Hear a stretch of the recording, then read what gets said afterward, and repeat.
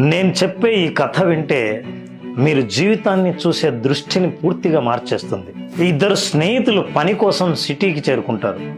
బాగా కష్టపడి సంపాదించి ఒక హోటల్ని స్టార్ట్ చేస్తారు. స్టార్ట్ చేసిన కొద్ది కాలంలోనే బాగా లాభాలను సంపాదిస్తారు. ఆ లాభాలను సంపాదించి ఇద్దరు పంచుకునే క్షణంలో ఒక స్నేహితుడికి మరో స్నేహితుడు లేకపోతే ఈ సగభాగం లాభం కూడా నాకే కదా అనే దుర్బుద్ధితో ఆలోచిస్తాడు. ఆలోచించిన మరుక్షణమే అతనికి విషం పెట్టి చంపేస్తాడు. స్నేహితుడు చనిపోయిన తర్వాత పూర్తి లాభాలని తనే ఆస్వాదించి అనుభవించి ధనం, భూమి, ఇల్లు, అన్ని రకాలైన ఆస్తులు కొని అనుభవిస్తూ ఉంటాడు. ఒక అందమైన అమ్మాయిని చూసి పెళ్లి చేసుకుంటాడు.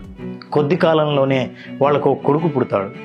కొడుకు పెరిగి పెద్దవగానే ఉన్నత చదువుల కోసం విదేశాలకు పంపిస్తాడు. విదేశాల్లో అతను చదువుకుంటుండగా ఒక విచిత్రమైన వ్యాధికి గురవుతాడు. ఆ వ్యాధి ఎన్ని ప్రయత్నాలు చేసినా ఆ వ్యాధికి చికిత్స దొరకదు. తండ్రి తన ఆస్తిని అమ్మవలసి వస్తుంది, హోటల్ని అమ్మవలసి వస్తుంది, భూముల్ని అమ్మవలసి వస్తుంది. సంపాదించిన ఆస్తి మొత్తం కరిగిపోతుంది. ఒకరోజు బాధతో తండ్రి చూస్తుండగా ఆ రోగాన పడిన కొడుకు, నాన్న నన్ను గుర్తుపట్టావా అని అడుగుతాడు. నాకెందుకు గుర్తుకు లేదు, నువ్వు నా కొడుకువు కదా అంటాడు. కాదు నాన్న, నేను 30 సంవత్సరాల కిందట నువ్వు నన్ను చంపేశావే, ఆ స్నేహితున్నే నీ కొడుకుగా వచ్చాను, నా భాగాన్ని నేను తీసుకోవడానికి వచ్చాను అని అంటాడు.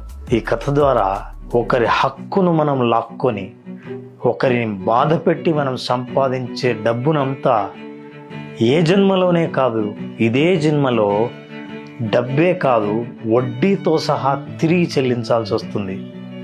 మీరేమంటారు?